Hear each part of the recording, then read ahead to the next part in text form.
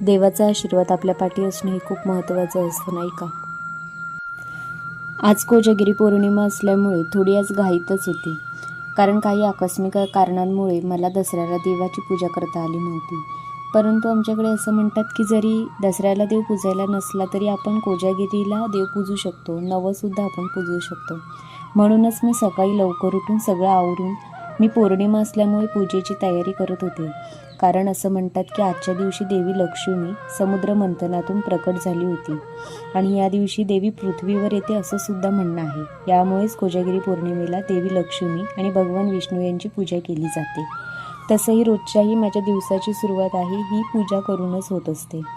परंतु आज सर्व देवांना स्नान करून दिवा लावून धूप ओवाळला होता. त्यानंतर दूध साखरेचा नैवेद्य दाखवला, कारण रात्री मसाला दुधाचा नैवेद्य दाखवायचा होता.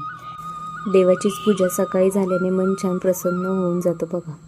आज आम्हाला मंदिरात जायचं होतं, म्हणूनच घरची पूजावरून आम्ही जायला निघालो होतो. काल बाबांनी हारासाठी फुलं आणून ठेवली होती, परंतु कामामधून टाईमच नाही मिळाला. जाऊ दे, देवासमोर एक फुल व्हायला काय ना हार व्हायला काय, आपण किती श्रद्धेने आणि भावनेने देतो हे खूप महत्त्वाचं असतं. आम्ही मंदिरात जायला निघालो होतो. मंदिरात जाताच एकदम मन शांत आणि प्रसन्न होऊन जातं, नाही का? कोजागिरी पौर्णिमेच्या दिवशी रात्री चंद्र आपल्या 16 कलांमध्ये असतो आणि भगवान श्रीकृष्ण 16 कलांचे अवतार मानले जातात. द्वापार युगात वृंदावनामध्ये भगवान श्रीकृष्णाने गोपिकांसोबत रात्री महारासलीला केली होती.